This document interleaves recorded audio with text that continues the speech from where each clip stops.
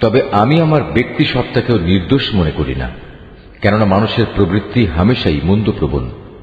কিন্তু তার কথা আলাদা, যার প্রতি আমার মালিক দয়া করেন। অবশ্যই আমার মালিক আমার উপর ক্ষমাশীল ও পরম দয়ালু। এরপর বাদশাহ বলল, ইউসুফকে আমার কাছে হাজির করো, আমি তাকে একান্তভাবে আমার নিজের করে রাখব।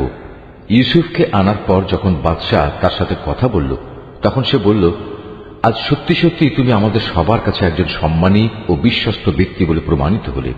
সে বাদশাকে বলল, যদি তুমি আমাকে বিশ্বস্তই মনে করো, তাহলে রাজ্যের এই বিশৃঙ্খল খাদ্য ভাণ্ডারের উপর আমাকে নিযুক্ত করো। আমি অবশ্যই একজন বিশ্বস্ত রক্ষক ও অর্থ পরিচালনায় অভিজ্ঞ বটে। তাকে দেশের ভাণ্ডারের দায়িত্বশীল নিযুক্ত করার পর আল্লাহ তাআলা বললেন, এবং এভাবেই আমি ইউসুফকে মিশরের ভূখণ্ডে ক্ষমতা দান করলাম। সে দেশের যথা ইচ্ছা বসবাস করতে পারবে, আর আমি যাকে চাই তার কাছে আমার রহমত পৌঁছে দিই। আমি কখনো নেককার লোকদের পাওনা বিনষ্ট করি না। যারা আল্লাহর উপর ঈমান আনে এবং তাকে ভয় করে, তাদের জন্য তো আখিরাতের পাওনা রয়েছে, যা অনেক উত্তম। ইউসুফের ভাইয়েরা পরিবারের রসদ কেনার জন্য মিশরে এলো এবং একদিন তার সামনেও হাজির হল। সে তাদের দেখে চিনতে পারল, কিন্তু তারা তাকে চিনতে পারল না। যখন সে তাদের রসদের যাবতীয় ব্যবস্থা সম্পন্ন করে দিল, তখন সে তাদের বলল, এরপর যদি আবার আসো, তাহলে তোমরা তোমাদের পিতার কাছ থেকে তোমাদের বৈমাত্র ভাইটিকে নিয়ে আমার কাছে আসবে। তোমরা কি দেখতে পাও না, আমি মাথা হিসাব করে পূর্ণ মাত্রা মেপে মেপে রসদ দিই। তাছাড়া আমি তো একজন উত্তম অতিথি পরায়ণ ব্যক্তিও বটে। তবে যদি তোমরা আগামীবার তাকে নিয়ে আমার কাছে না আসো, তাহলে আমার কাছে তোমাদের জন্য আর কোনো রসদ থাকবে না। সে অবস্থায় তোমরা আমার কাছেও ঘেঁষো না। তারা বলল, এ বিষয়ে আমরা তার পিতাকে অনুরোধ করে সম্মত করব। আমরা অবশ্যই এ চেষ্টা করব। সে তার রসদ কর্মচারীদের বলল, এ লোকদের মূলধন তাদের মালপত্রের ভেতর রেখে দাও, যাতে করে ওরা তাদের আপনজনদের কাছে ফিরে গেলে এটা জানতে পারে। হতে পারে এ লোভে তারা আবার ফিরে আসবে। যখন তারা তাদের পিতার কাছে ফিরে গেল, তখন তারা বলল, হে আমাদের পিতা, আমাদের ভবিষ্যতের রসদ বন্ধ করে দেওয়া হয়েছে। অতএব তুমি আমাদের ভাইকে আমাদের সাথে যেতে দাও, যাতে করে আমরা তার ভাগ সহ ওজন করে রসদ আনতে পারি। অবশ্যই আমরা তার হেফাজত করব। জবাবে সে বলল, আমি কি তার ব্যাপারে তোমাদের উপর সেভাবে ভরসা করব, যেভাবে ইতিপূর্বে তার ভাইয়ের ব্যাপারে আমি তোমাদের উপর ভরসা করেছিলাম? হ্যাঁ, আল্লাহ তাআলাই হচ্ছেন উত্তম রক্ষক এবং তিনি সর্বশ্রেষ্ঠ দয়ালু। অতঃপর তারা যখন মালপত্র খুলল, তখন তারা তাদের মূলধন যা দিয়ে রসদ খরিদ করেছিল দেখতে পেল তা তাদের পুরোপুরি ফেরত দেওয়া হয়েছে। এটা দেখে তারা বলল, হে আমাদের পিতা, এর চাইতে বেশি মহানুভবতা আমরা আর কি চাইতে পারি? দেখো, আমাদের মূলধনও আমাদের ফেরত দেওয়া হয়েছে। এবার অনুমতি দাও, আমরা ভাইকে নিয়ে যাই এবং আমরা আমাদের পরিবারের জন্য রসদ নিয়ে আসি। আমরা আমাদের ভাইয়ের হেফাজত করব এবং ভাইয়ের কারণে আমরা অতিরিক্ত একটি উট বোঝাই করে রসদও আনতে পারব। এবার আমরা যা এনেছি এটা তো ছিল পরিমাণে নিতান্ত কম। সে বলল, আমি কখনোই তাকে তোমাদের সাথে পাঠাবো না, যতক্ষণ না তোমরা আল্লাহর নামে আমাকে অঙ্গীকার দেবে যে তোমরা অবশ্যই তাকে আমার কাছে ফিরিয়ে আনবে। তবে হ্যাঁ, কোথাও যদি তোমরা নিজেরাই সমস্যায় পরিবেষ্টিত হয়ে যাও, তাহলে তা হবে ভিন্ন কথা।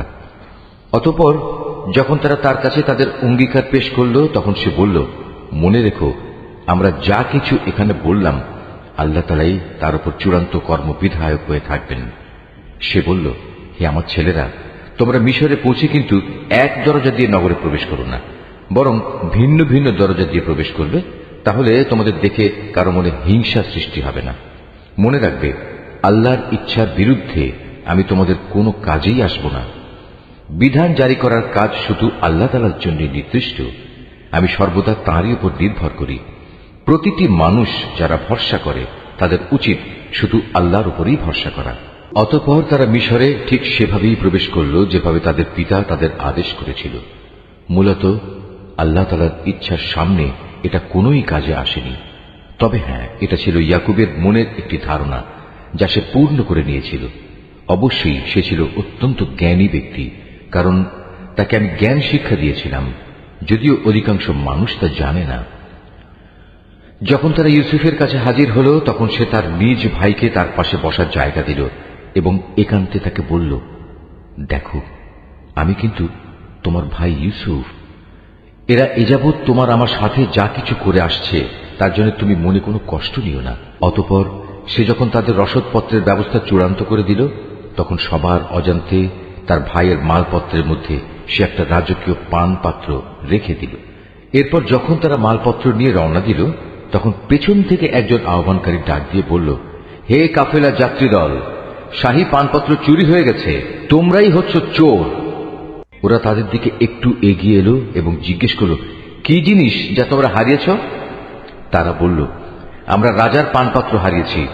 যে ব্যক্তি তা খুঁজে আনবে তার জন্য উট বোঝাই রসদ দেওয়ার ব্যবস্থা থাকবে এবং আমি তার জামিন থাকব। একথা শুনে তারা বলল, আল্লাহর শপথ, তোমরা ভালো করেই একথা জানো আমরা তোমাদের দেশে কোন রকম বিপর্যয় সৃষ্টি করতে আসিনি, উপরন্তু আমরা চোরও নই।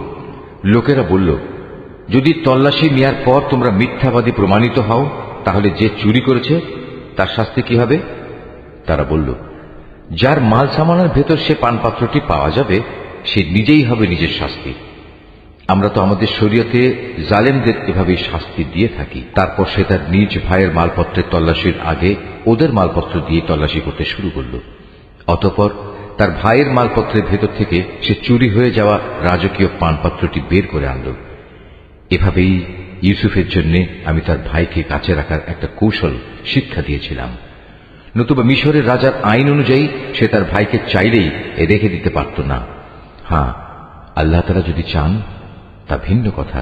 আমি যাকেই চাই তার মর্যাদা বাড়িয়ে দিই। প্রত্যেক জ্ঞানবান ব্যক্তির ওপরেই রয়েছেন অধিকতর জ্ঞানী সত্তা, যা বৃহত্তর জ্ঞানকেই পরিবেষ্টন করে আছে। যখন বস্তুটি পাওয়া গেল, তখন তারা বলল, যদি সে চুরি করেই থাকে তাহলে এতে আশ্চর্যজনক হওয়ার কিছু নেই। এর আগে তার ভাইও তো চুরি করেছিল। নিজের সম্পর্কে এত জঘন্য কথা শুনেও কিন্তু ইউসুফ প্রকৃত ব্যাপার নিজের মনে গোপন করেই রাখল। আসল ঘটনা যা তা কখনো তাদের কাছে প্রকাশ করল না। মনে মনে শুধু এটুকুই সে বলল, তোমাদের অবস্থা তো হচ্ছে আরো নিকৃষ্ট। তোমরা আমাদের সম্পর্কে যা বলছো সে ব্যাপারে আল্লাহ তাআলাই ভালো জানেন। তারা বলল, হে আজিজ, এ ব্যক্তি যাকে তুমি ধরে রেখেছ তার পিতা বেঁচে আছে, সে অতিশয় বৃদ্ধ, সুতরাং এর জায়গায় তুমি আমাদের একজনকে রেখে দাও। আমরা দেখতে পাচ্ছি আসলেই তুমি মহানুভব ব্যক্তিদের একজন।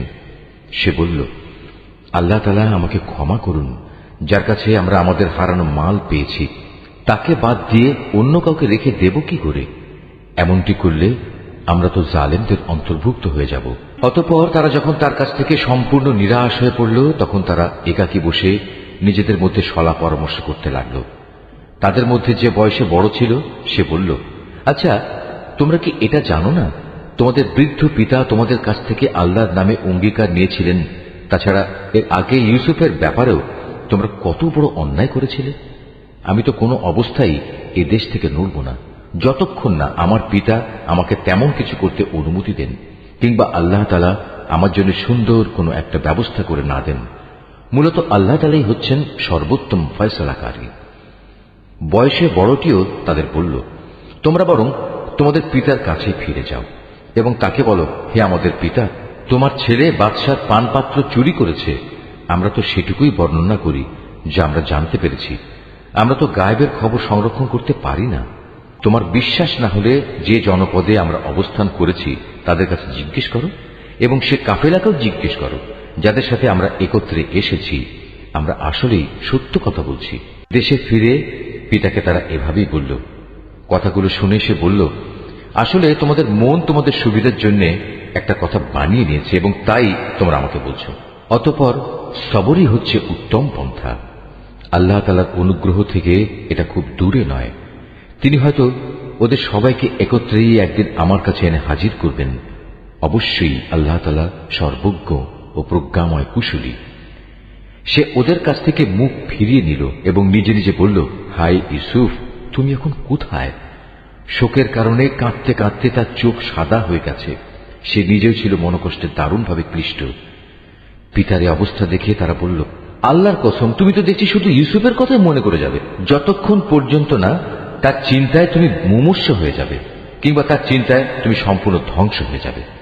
সে আরো বলল, আমি তো আমার অসহনীয় যন্ত্রণা, আমার দুশ্চিন্তাজনিত অভিযোগ আল্লাহ তাআলার কাছে নিবেদন করি এবং আমি নিজে আল্লাহর কাছ থেকে তার কথাবার্তা যতটুকু জানি তোমরা তা জানো না। হে আমার ছেলেরা, তোমরা মিশরে যাও এবং ইউসুফ ও তার ভাইকে আর একবার তালাশ করো। তালাশ করার সময় তোমরা আল্লাহ তাআলার রহমত থেকে মোটেই নিরাশ হইও না। আল্লাহ তাআলার রহমত থেকে তো শুধু কাফেররাই নিরাশ হতে পারে। তারা যখন পুনরায় তার কাছে হাজির হল, তখন তারা বলল, হে আজিজ, আমাদের পরিবার পরিজন দুর্ভিক্ষের কারণে বিপন্ন হয়ে পড়েছে।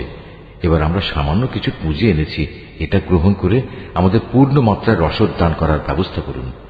মূল্য হিসেবে নয়, বরং এটা আমাদের বিপন্ন মনে করে দান করুন। যারা দান খয়রাত করে আল্লাহ তাআলা তাদের পুরস্কৃত করেন। ভাইদের এই আকুতি শুনে সে বলল, তোমরা কি জানো তোমরা ইউসুফ ও তার ভাইয়ের সাথে কি আচরণ করেছিলে? কত মূর্খ ছিলে তোমরা তখন। তারা বলে উঠল, তুমি কি ইউসুফ? সে বলল, হ্যাঁ, আমি ইউসুফ, আর এ হচ্ছে আমার ভাই। আল্লাহ তাআলা আমাদের উপর অনেক মেহেরবানি করেছেন। সত্যি কথা হচ্ছে, যে কোনো ব্যক্তি তাকওয়া ও ধৈর্যের আচরণ করে সে যেন জেনে রাখে আল্লাহ তাআলা কখনোই নেককার মানুষের পাওনা বিনষ্ট করেন না। ওরা বলল, আল্লাহর কসম, আজ আল্লাহ তাআলা নিশ্চয়ই তোমাকে আমাদের উপর প্রাধান্য দিয়েছেন। আমরা আসলেই অপরাধী। ভাইদের কথা শুনে সে বলল, আজ তোমাদের বিরুদ্ধে আমার কোনো অভিযোগ নেই। আল্লাহ তাআলা তোমাদের ক্ষমা করে দিন, কেননা তিনি সব দয়ালুদের মধ্যে শ্রেষ্ঠ দয়ালু। এখন তোমরা বরং আমার গায়ের এই জামাটি নিয়ে যাও এবং একে আমার পিতার মুখমণ্ডলের উপর রেখো, দেখবে তিনি তার দৃষ্টিশক্তি ফিরে পাবেন। অতঃপর তোমরা তোমাদের সমস্ত পরিবার পরিজনদের দিয়ে আমার কাছে চলে এসো। এদিকে এই কাফেলা যখন মিশর থেকে বেরিয়ে পড়ল, তখন তাদের পিতা আপনজনদের উদ্দেশ্য করে বলতে লাগলো, তোমরা যদি সত্যিই আমাকে অপ্রকৃতিস্থ মনে না করো, তাহলে আমি তোমাদের বলবো, আমি যেন চারিদিকে ইউসুফের গন্ধ পাচ্ছি। ওখানে যারা হাজির ছিল তারা বলল, আল্লাহর কসম, তুমি তো এখনো তোমার সে পুরনো বিভ্রান্তিতে পড়ে রয়েছ। অতঃপর সত্যিই যখন ইউসুফের জীবিত থাকার খবর নিয়ে সুসংবাদ বাহক তার কাছে উপস্থিত হল এবং ইউসুফের কথানুযায়ী তার জামাটি তার মুখমণ্ডলে রাখল, তখন সাথে সাথেই সে দেখার শক্তি ফিরে পেল। উৎফুল্ল হয়ে এবার সে বলল, আমি কি তোমাদের কথা বলিনি? আমি আল্লাহর কাছ থেকে এমন কিছু জানি যা তোমরা জানো না। তারা বলল, হে আমাদের পিতা, আমরা অপরাধ করেছি। তুমি আল্লাহর কাছে আমাদের গুনাহ ক্ষমা প্রার্থনা করো। সত্যি আমরা বড় গুনাহগার। সে বলল, অচিরেই আমি তোমাদের গুনাহ মার্জনার জন্য আমার মালিকের কাছে দোয়া করব। অবশ্যই তিনি ক্ষমাশীল ও পরম দয়ালু।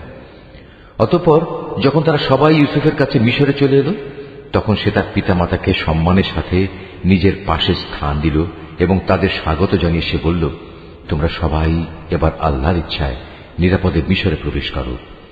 সেখানে যাওয়ার পর সে তার পিতামাতাকে সম্মানের উচ্চ আসনে বসালো এবং ওরা সবাই দরবারের নিয়ম অনুযায়ী তার প্রতি সম্মানের সাজদা করল। এ সময় ইউসুফের তার অতীত স্বপ্নের কথা মনে হয়ে গেল। সে বলল, হে আমার পিতা, এ হচ্ছে আমার ইতিপূর্বেকার সে স্বপ্নের ব্যাখ্যা। আজ আমার মালিক যা সত্যে পরিণত করেছেন। তিনি আমাকে জেল থেকে বের করে আমার উপর অনুগ্রহ করেছেন। তিনি তোমাদের মরুভূমির আরেক প্রান্ত থেকে রাজ দরবারে এনে তোমাদের উপর মেহেরবানি করেছেন। এমনকি শয়তান আমার এবং আমার ভাইদের মধ্যেকার সম্পর্ক খারাপ করার গভীর চক্রান্ত করার পরেও তিনি দয়া করেছেন। অবশ্যই আমার মালিক যা ইচ্ছা করেন তা অত্যন্ত নিপুণতার সাথে আঞ্জাম দেন। নিশ্চয়ই তিনি সর্বজ্ঞ ও প্রবল প্রজ্ঞাময়। হে আমার মালিক, তুমি আমাকে যেমনি রাষ্ট্র ক্ষমতা দান করেছ, তেমনি স্বপ্নের ব্যাখ্যা সহ দুনিয়ার আরো বহু বিষয় আশয় শিক্ষা দিয়েছ। হে আসমান সমূহ ও জমিনের স্রষ্টা, তুমি আমার একমাত্র অভিভাবক, দুনিয়াতেও এবং আখিরাতেও। একজন অনুগত বান্দা হিসেবে তুমি আমার মৃত্যু দিও এবং পরকালে আমাকে নেককার মানুষদের দলে শামিল করো। হে নবী, এই যে ইউসুফের কাহিনী যা আমি তোমাকে শোনালাম, তা হচ্ছে তোমার অদেখা ঘটনাসমূহের একটি। এটা আমি তোমাকে ওহির মাধ্যমেই জানিয়েছি। নতুবা তারা যখন ইউসুফের বিরুদ্ধে তাদের পরিকল্পনা চূড়ান্ত করছিল এবং তারা যখন তার বিরুদ্ধে যাবতীয় ষড়যন্ত্র চালিয়ে যাচ্ছিল, তখন তুমি তো সেখানে হাজির ছিলে না। এ সত্ত্বেও অধিকাংশ মানুষের অবস্থা হচ্ছে, যত দলিল প্রমাণই দেয়া হোক না কেন, তারা কখনো ঈমান আনার মতো নয়। অথচ তুমি তো তাদের কাছ থেকে এই দাওয়াত ও তাবলীগের জন্য কোনো পারিশ্রমিক দাবি করছো না। তাছাড়া এ কোরআন দুনিয়া জাহানের অধিবাসীদের জন্য একটি নসিহত বই তো নয়। এ আকাশমণ্ডলী ও জমিনে আল্লাহর কুদরতের কত বিপুল পরিমাণ নিদর্শন রয়েছে, যার উপর দিয়ে মানুষ প্রতিনিয়ত অতিবাহন করে, কিন্তু তারা তার প্রতি ক্ষমাহীন উদাসীন থাকে। তাদের অধিকাংশ মানুষই আল্লাহ তাআলার উপর ঈমান আনে না, তারা আল্লাহ তাআলার সাথে শিরক করতেই থাকে। তবে তারা কি এ বিষয়ে নির্ভর হয়ে গেছে যে হঠাৎ করে একদিন তাদের উপর আল্লাহ তাআলার সর্বগ্রাসী আযাবের শাস্তি কিংবা আকস্মিক কিয়ামত আপতিত হবে? অথচ তারা তা জানতেও পারবে না। হে নবী, এদের তুমি বলে দাও, এ হচ্ছে আমার পথ, আমি মানুষদের আল্লাহর দিকে আহ্বান করি। আমি ও আমার অনুসারীরা পূর্ণাঙ্গ সচেতনতার সাথেই এই পথে আহ্বান জানাই। আল্লাহ তাআলা মহান, পবিত্র, এবং আমি কখনো মুশরিকদের অন্তর্ভুক্ত নই। তোমার আগে বিভিন্ন জনপদে যত নবী আমি পাঠিয়েছিলাম, তারা সবাই তোমার মতো মানুষই ছিল। আমি তাদের উপর ওহী নাজিল করতাম। এরা কি আমার জমিন পরিভ্রমণ করেনি? করলে অবশ্যই তারা দেখতে পেত এদের পূর্বেকার লোকদের কি ভয়াবহ পরিণাম হয়েছিল। সত্য কথা হচ্ছে, আখিরাতের ঠিকানা তাদের জন্যই কল্যাণময়, যারা নবীদের পথে চলে তাকওয়া অবলম্বন করেছে। পূর্ববর্তী মানুষদের পরিণাম দেখেও কি তোমরা কিছু অনুধাবন করবে না? আগেও মানুষ নবীদের মিথ্যা সাব্যস্ত করত, এমনকি নবীরা কখনো কখনো নিরাশ হয়ে যেত।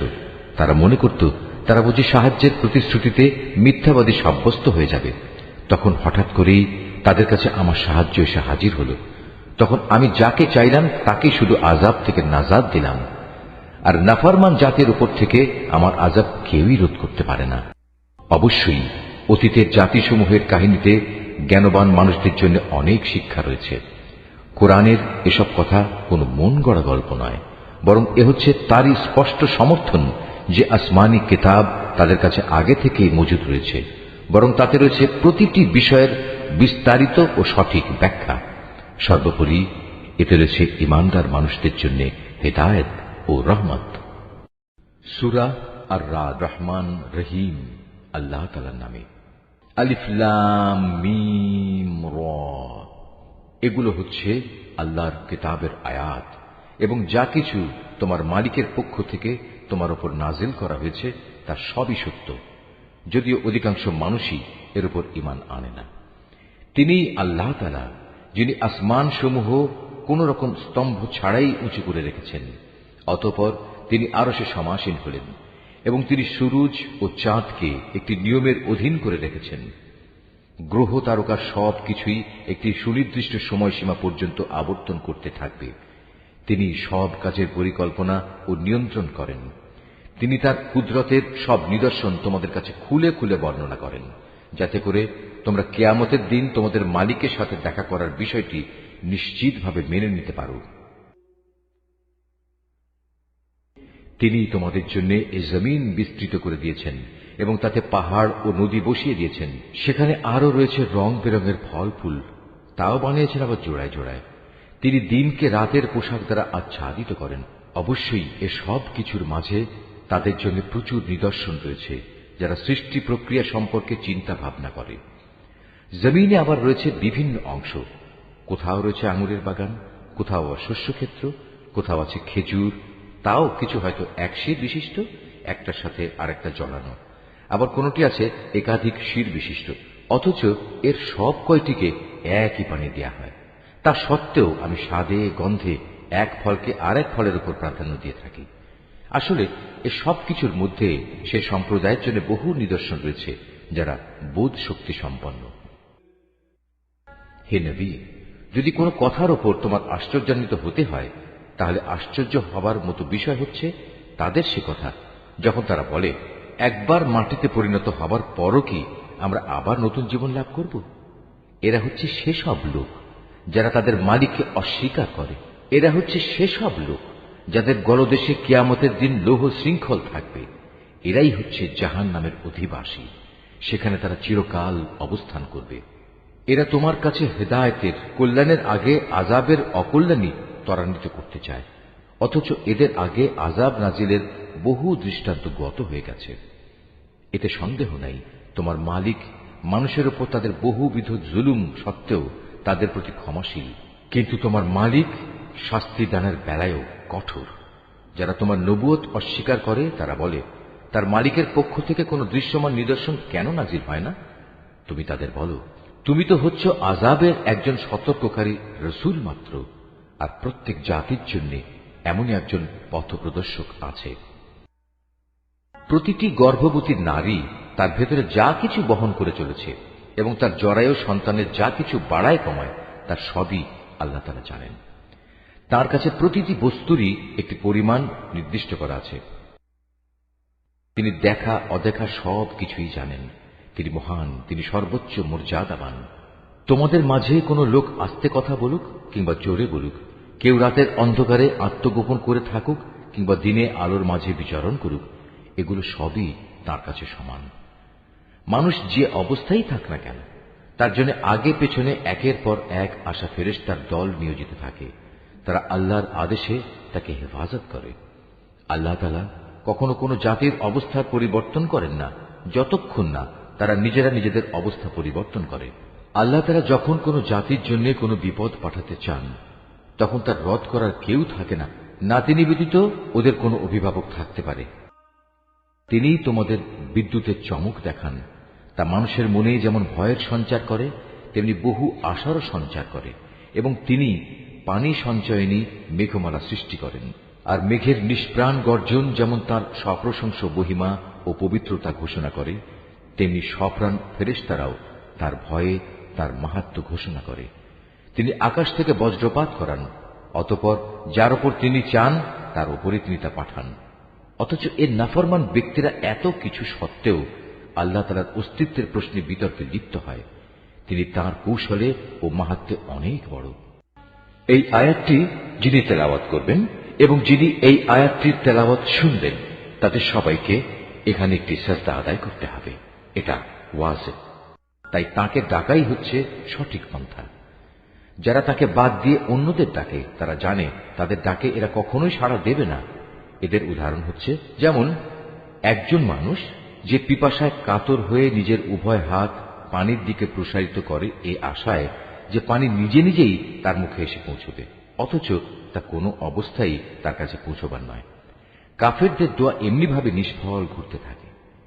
আসমান সমূহ ও জমিনে যা কিছু আছে তারা সবাই ইচ্ছায় হোক অনিচ্ছায় হোক আল্লাহ তাআলাকে সাজদা করে চলেছে। এমনকি সকাল সন্ধ্যায় তাদের ছায়াগুলো তাদের মালিককে সাজদা করছে। হে নবী, এদের তুমি জিজ্ঞেস করো, আসমান সমূহ ও জমিনের মালিক কে? তুমি তাদের বলো, একমাত্র আল্লাহ।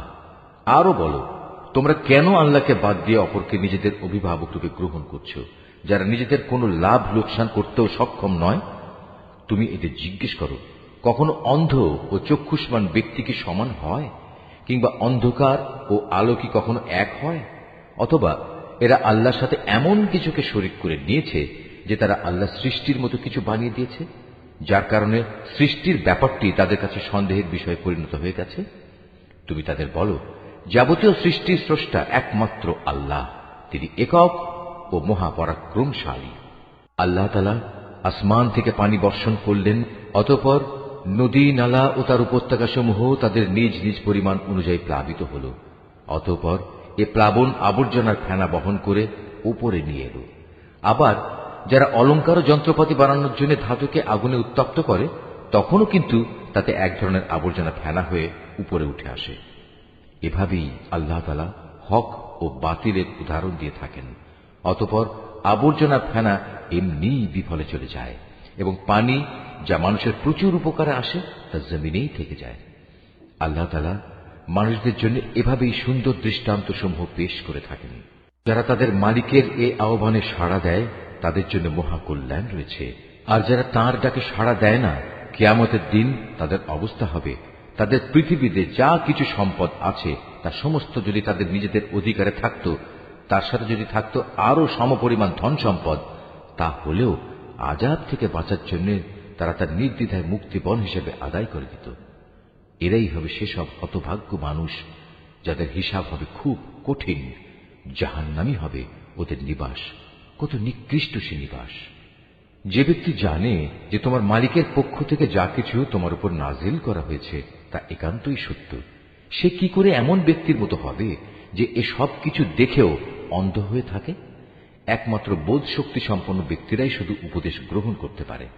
এরা সেসব লোক যারা আল্লাহর সাথে আনুগত্যের চুক্তি মেনে চলে এবং কখনো প্রতিশ্রুতি ভঙ্গ করে না, এবং আল্লাহ তাআলা যেসব মানবীয় সম্পর্ক অক্ষুণ্ণ রাখতে আদেশ করেছেন যারা তা অক্ষুণ্ণ রেখে চলে, যারা নিজেদের মালিককে ভয় করে, আরো যারা ভয় করে কিয়ামতের কঠোর হিসাবকে, যারা তাদের মালিকের সন্তুষ্টি লাভের জন্য বিপদ মুসিবতে ধৈর্য ধারণ করে, যথারীতি নামাজ কায়েম করে, আমি তাদের যে রিজিক দিয়েছি তা থেকে তারা আমারই পথে খরচ করে, গোপনে কিংবা প্রকাশ্যে। যারা নিজেদের ভালো কাজ দ্বারা মন্দ কাজ দূরীভূত করে, তাদের জন্যই রয়েছে আখিরাতের শুভ পরিণয়। সেটা হচ্ছে এক চিরস্থায়ী জান্নাত। সেখানে তারা নিজেরা যেমনি প্রবেশ করবে, তেমনি তাদের পিতামাতা, তাদের স্বামী স্ত্রী ও সন্তান সন্ততিদের মধ্যে যারা নেক কাজ করেছে তারাও প্রবেশ করবে জান্নাতের প্রতিটি দরজা দিয়ে। তাদের অভ্যর্থনা জানানোর জন্য ফেরেশতারাও তাদের কাছে আসবে। তারা বলবে, আজ তোমাদের উপর শান্তি বর্ষিত হোক। দুনিয়ার জীবনে তোমরা যে পরিমাণ ধৈর্য ধারণ করেছ, এটা হচ্ছে তার বিনিময়। আখিরাতের ঘরটি কত উৎকৃষ্ট। অপরদিকে যারা আল্লাহর সাথে ইবাদতের প্রতিশ্রুতিতে আবদ্ধ হওয়ার পর তা ভঙ্গ করে, যেসব সম্পর্ক আল্লাহ তাআলা অক্ষুণ্ণ রাখতে বলেছেন তা ছিন্ন করে, সর্বোপরি আল্লাহর জমিনে বিপর্যয় সৃষ্টি করে বেড়ায়, তাদের জন্য রয়েছে আল্লাহ তাআলার অভিশাপ এবং তাদের জন্যই রয়েছে আখিরাতের নিকৃষ্ট আবাস। আল্লাহ তাআলা যার জীবনোপকরণে প্রশস্ততা দিতে চান তাই করেন, আবার যাকে তিনি চান তার রিজিক সংকীর্ণ করে দেন।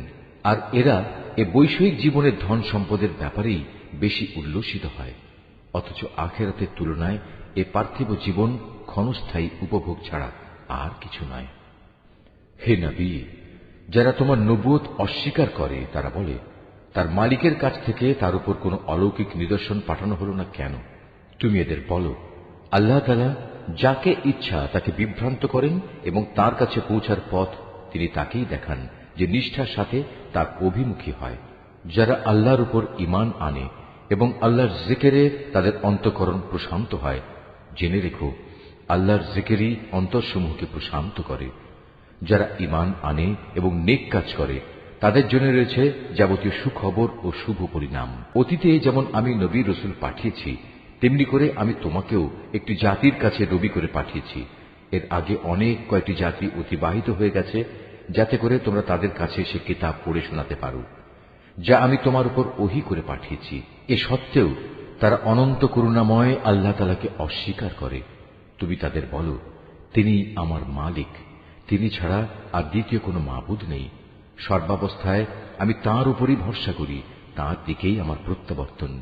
যদি পাহাড় সমূহকে কোরআনের অলৌকিক ক্ষমতা দিয়ে গতিশীল করে দেয়া হতো, কিংবা জমিন বিদীর্ণ করে দেয়া হতো, অথবা তার মাধ্যমে যদি মরা মানুষকে দিয়ে কথা বলানো যেত, তবুও এর নাফরমান মানুষগুলো ঈমান আনত না। কিন্তু আসমান জমিনের সমস্ত ক্ষমতা একমাত্র তাঁরই হাতে। অতঃপর ঈমানদাররা একথা জেনে কি নিরাশ হয়ে পড়ল যে আল্লাহ তাআলা চাইলে সমগ্র মানব সন্তানকেই হিদায়াত দিতে পারতেন? এভাবে যারা কুফরের পথ অবলম্বন করেছে তাদের কোনো না কোনো বিপর্যয় ঘটতেই থাকবে, কিংবা তাদের নিজেদের উপর না হলেও আশপাশে তা আপতিত হতে থাকবে, যে পর্যন্ত না তাদের জন্য আল্লাহ তাআলার চূড়ান্ত আযাবের ওয়াদা সমাগত হয়। আল্লাহ তাআলা কখনোই প্রতিশ্রুতি ভঙ্গ করেন না। হে নবী, তোমার আগেও নবী রসুলদের ঠাট্টা বিদ্রূপ করা হয়েছে। অতঃপর আমি প্রথমে তাদের কিছু অবকাশ দিয়েছি যারা কুফরি করেছে, এরপর আমি তাদের কঠোর শাস্তি দিয়েছি। কত কঠোর ছিল আমার আযাব! যিনি প্রত্যেকটি মানুষের উপর তাঁর দৃষ্টি প্রতিষ্ঠিত রাখেন যে সে মানুষটি কি পরিমাণ অর্জন করেছে, তিনি কি করে অন্যদের মতো হবেন? ওরা আল্লাহর সাথে শরীক করে রেখেছে। হে নবী, এদের তুমি বলো, ওদের নাম তো তোমরা বলো, অথবা তোমরা কি আল্লাহ তাআলাকে এমন শরীকদের সম্পর্কে খবর দিতে চাচ্ছ যাকে তিনি জানেনই না? ওরা জমিনে কোথায় রয়েছে, অথবা এটা কি তাদের কোনো মুখের কথা মাত্র? আসল কথা হচ্ছে, যারা কুফরি করেছে তাদের চোখে তাদের এই প্রতারণাকে শোভন করে দেয়া হয়েছে। আল্লাহ তাআলার পথ থেকে তাদের অবরোধ করে রাখা হয়েছে। আল্লাহ তাআলা যাকে গোমরাহ করেন তার জন্য পথের দিশা দেখানোর আসলেই কেউ নেই। এদের জন্য দুনিয়ার জীবনেও অনেক শাস্তি আছে, তবে আখিরাতে যে আযাব রয়েছে তা বেশি কঠোর। মূলত আল্লাহর ক্রোধ থেকে তাদের বাঁচাবার মতো কেউ নেই। পরেশগার লোকদের সাথে যে জান্নাতের ওয়াদা করা হয়েছে তার উদাহরণ হচ্ছে যেমন একটি বাগান, তার নিচ দিয়ে ঝর্ণাধারা প্রবাহিত হচ্ছে, তার ফল ফলারি হচ্ছে চিরস্থায়ী এবং সে বাগানের গাছসমূহের ছায়া রয়েছে, এ সবই হচ্ছে তাদের পরিণাম যারা দুনিয়ায় তাকওয়ার জীবন অতিবাহিত করেছে। কাফিরদের পরিণাম হচ্ছে জাহান্নামের আগুন। হে নবী, যাদের আমি ইতিপূর্বে কিতাব দান করেছিলাম তারা তোমার উপর যা কিছু নাজিল করা হয়েছে তাতে বেশি আনন্দ অনুভব করে। এই দলে কিছু লোক এমনও আছে যারা এর কিছু অংশ অস্বীকার করে। তুমি এদের বলো, আমাকে তো আল্লাহর ইবাদত করার আদেশ দেয়া হয়েছে, আমি তো আরো আদিষ্ট হয়েছি যেন আমি তার সাথে কোন রকম শরীক না করি। আমি তোমাদের সবাইকে তাঁর দিকেই আহ্বান করছি, তাঁর দিকেই আমার প্রত্যাবর্তন। হে নবী, আমি এভাবেই এ বিধান তোমার উপর আরবি ভাষায় নাজিল করেছি যেন তুমি সহজেই বুঝতে পারো। তোমার কাছে আল্লাহর পক্ষ থেকে যে জ্ঞান এসেছে তা সত্ত্বেও যদি তুমি তাদের খেয়াল খুশির অনুসরণ করো তাহলে আল্লাহর সামনে তোমার কোনোই সাহায্যকারী থাকবে না, না থাকবে তোমাকে বাঁচাবার মতো কেউ। হে নবী, তোমার আগেও আমি অনেক রসুল পাঠিয়েছি এবং তাদের জন্য আমি স্ত্রী এবং সন্তান সন্ততিও বানিয়েছিলাম। কোন রসুলের কাজ এটা নয় যে আল্লাহর অনুমতি ছাড়া একটি আয়াত সে পেশ করবে। মূলত প্রতিটি যুগের জন্যই ছিল এক একটি কিতাব, আর সেসব কিছুর মাঝ থেকে আল্লাহ তাআলা যা কিছু চান তা বাতিল করে দেন এবং যা কিছু ইচ্ছা করেন তা পরবর্তী যুগের জন্য বহাল রেখে দেন। মূল গ্রন্থ তো তাঁর কাছে মজুদ থাকে। হে নবী, যে আযাবের ওয়াদা আমি এদের সাথে করি তার কিছু অংশ যদি তোমার জীবদ্দশায় আমি তোমাকে দেখিয়ে দিই কিংবা তার আগেই যদি আমি তোমাকে মৃত্যু দিই তাহলে তোমার উদ্বিগ্ন হওয়ার কিছু নেই, কেননা তোমার কাজ তো হচ্ছে আমার কথাগুলো পৌঁছে দেয়া, আর আমার কাজ হচ্ছে অমান্যকারীদের কাছ থেকে তার যথাযথ হিসাব বুঝে নেয়া। এরা কি দেখতে পায় না যে আমি তাদের জমিন চার দিক থেকে আস্তে আস্তে সংকুচিত করে আনছি? আল্লাহ তাআলা যা চান সে আদেশ জারি করেন, তার সে আদেশ উল্টে দেওয়ার কেউই নেই। তিনি হিসাব গ্রহণে খুবই তৎপর।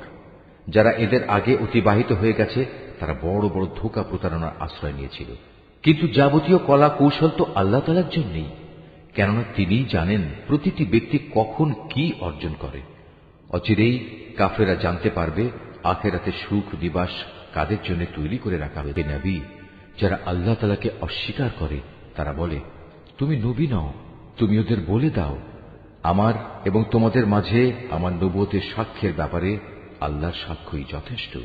উপরন্তু যার কাছে পূর্ববর্তী কিতাবের জ্ঞান আছে সেও এ ব্যাপারে সচেতন। সূরা ইব্রাহিম।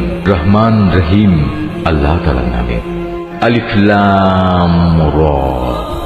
এ কোরআন এমন এক গ্রন্থ যা আমি তোমার উপর নাজিল করেছি যাতে করে তুমি এর দ্বারা মানুষদের তাদের মালিকের আদেশক্রমে জাহেলিয়াতের অন্ধকার থেকে ঈমানের আলোতে বের করে আনতে পারো, তার পথে যিনি মহাপরাক্রমশালী ও যাবতীয় প্রশংসা পাবার যোগ্য।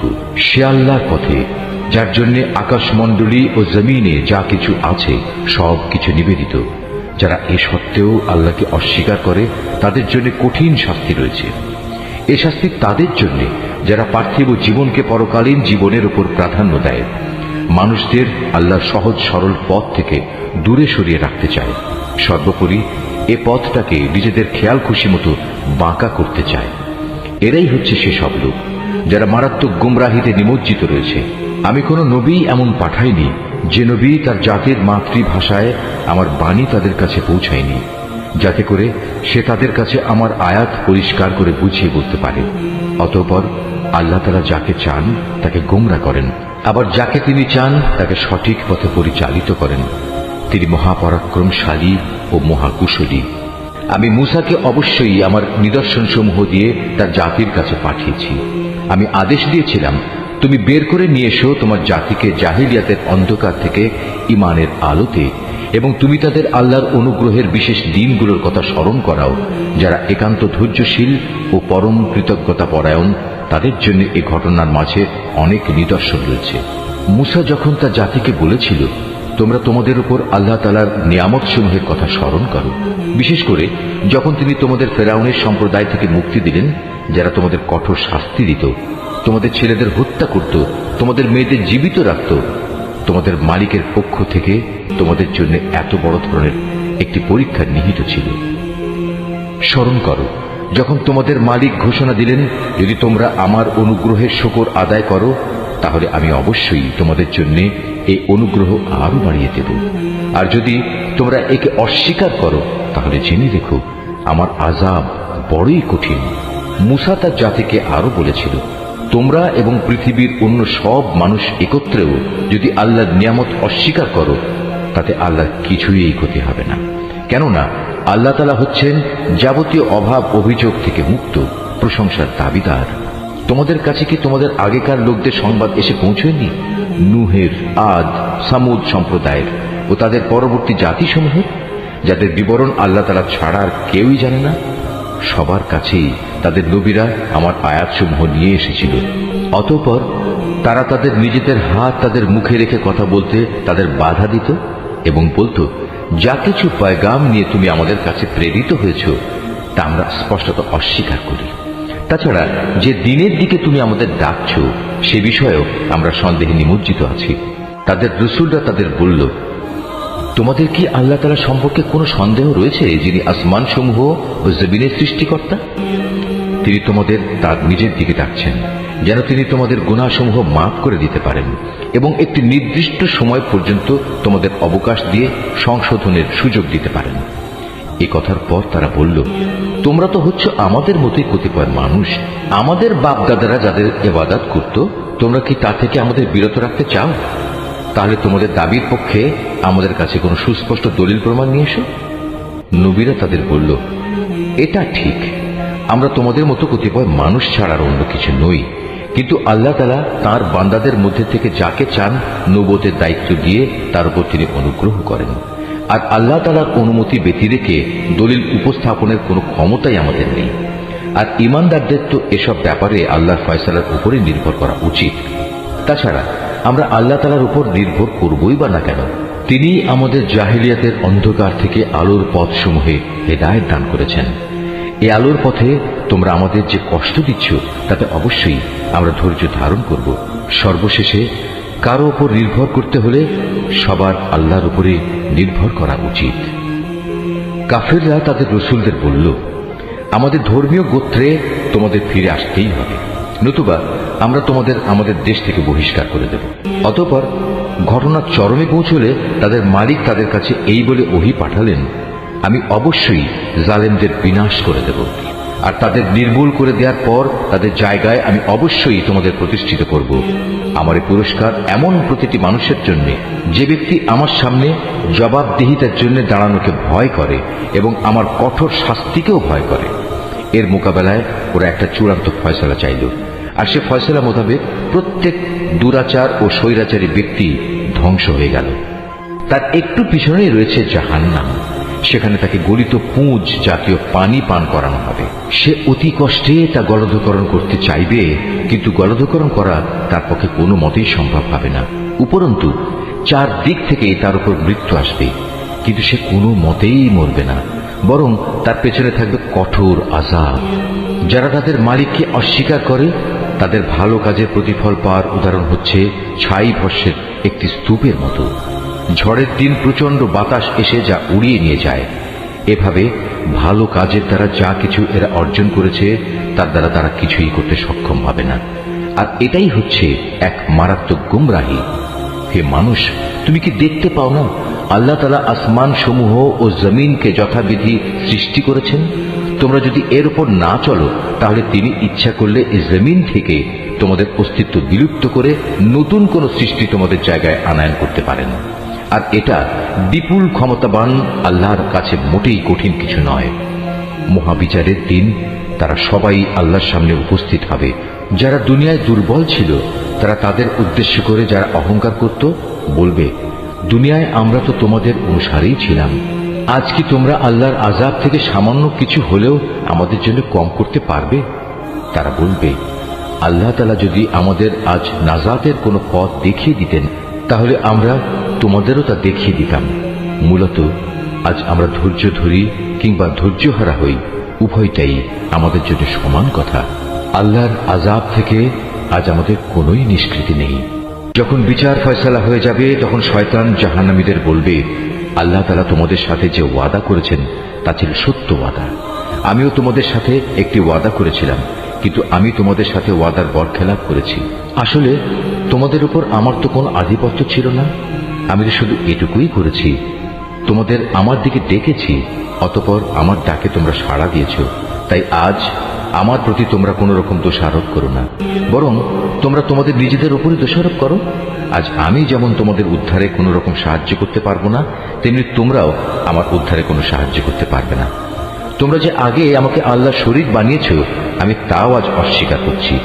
এমন সময় আল্লাহর ঘোষণা আসবে, অবশ্যই জালেমদের জন্য রয়েছে কঠিন আযাব। অপরদিকে যারা আল্লাহ তাআলার উপর ঈমান আনে এবং সে অনুযায়ী নেক কাজ করে, তাদের এমন এক জান্নাতে প্রবেশ করানো হবে যার পাদদেশে প্রবাহিত হবে রং বেরঙের ঝর্ণাধারা। সেখানে তারা তাদের মালিকের অনুমতিক্রমে অনন্তকাল অবস্থান করবে। সেখানে চারিদিক থেকে সালাম সালাম বলে তাদের অভিবাদন হবে। তুমি কি লক্ষ্য করনি আল্লাহ তাআলা কালেমায়ে তাইয়্যিবার কি সুন্দর উপমা পেশ করেছেন? এই কালেমা যেন একটি উৎকৃষ্ট জাতের গাছ, যার মূল জমিনে সুদৃঢ়, যার শাখা প্রশাখা আসমানে বিস্তৃত। সেটি প্রতি মৌসুমে তার মালিকের আদেশে ফল দান করে। আল্লাহ তাআলা মানুষদের জন্য এভাবেই উপমা পেশ করেন, যাতে করে তারা এসব উপমা থেকে শিক্ষা গ্রহণ করতে পারে। আবার খারাপ কালেমার তুলনা হচ্ছে একটি নিকৃষ্ট বৃক্ষের মতো, যাকে জমিনের উপরিভাগ থেকেই মূলোৎপাটন করে ফেলা হয়েছে। এর কোন রকম স্থায়িত্বও নেই। আল্লাহ তাআলা ঈমানদারদের তার শাশ্বত কালেমা দ্বারা মজবুত রাখেন। দুনিয়ার জীবনে এবং পরকালীন জীবনে জালেমদের আল্লাহ তাআলা এমনি করেই বিভ্রান্তিতে রাখেন। তিনি যখন যা চান তাই করেন। হে নবী, তুমি কি তাদের অবস্থা পর্যবেক্ষণ করনি যারা আল্লাহ তাআলার নিয়ামত অস্বীকার করার মাধ্যমে তাকে বদলে দিয়েছে? পরিণামে তারা নিজেদের জাতিকে ধ্বংসের এক চরম স্তরে নামিয়ে এনেছে, জাহান্নামের অতলে, যেখানে তারা সবাই প্রবেশ করবে। কত নিকৃষ্ট সেই বাসস্থান! এরা আল্লাহ তাআলার জন্য তার কিছু সমকক্ষ উদ্ভাবন করে নিয়েছে, যাতে করে সাধারণ মানুষদের তার পথ থেকে বিভ্রান্ত করতে পারে।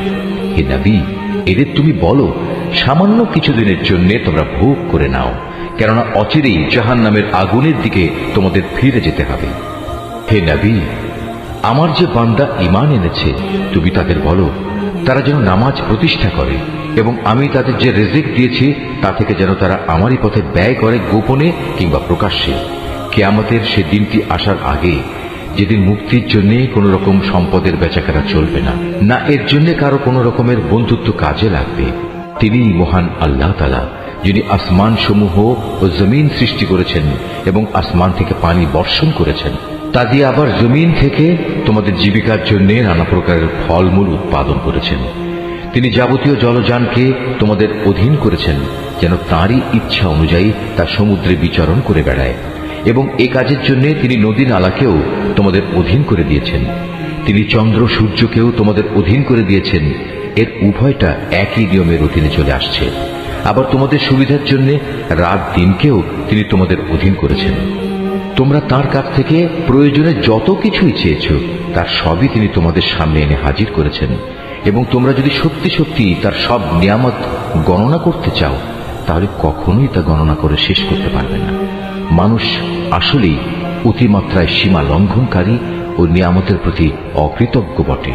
স্মরণ করো, যখন ইব্রাহিম আল্লাহর কাছে দোয়া করল, হে মালিক, এ মক্কা শহরকে শান্তি ও নিরাপত্তার শহরে পরিণত করো এবং আমাকে ও আমার সন্তান সন্ততিদের মূর্তি পূজা করা থেকে দূরে রেখো। হে আমার মালিক, নিঃসন্দেহে এ মূর্তিগুলো বহু মানুষকে গোমরা করেছে। অতঃপর যে আমার আনুগত্য করবে সে আমার দলভুক্ত হবে, আর যে ব্যক্তি আমার নাফরমানি করবে তার দায়িত্ব তোমার উপর নয়। নিশ্চয়ই তুমি ক্ষমাশীল ও পরম দয়ালু। হে আমাদের মালিক, আমি আমার কিছু সন্তানকে তোমার পবিত্র ঘরের কাছে একটি অনুর্বর উপত্যকায় এনে আবাদ করলাম, যাতে করে হে আমাদের মালিক এরা নামাজ প্রতিষ্ঠা করতে পারে। তুমি তোমার দয়ায় এমন ব্যবস্থা করো যেন মানুষদের অন্তর এদের দিকে অনুরাগী হয়।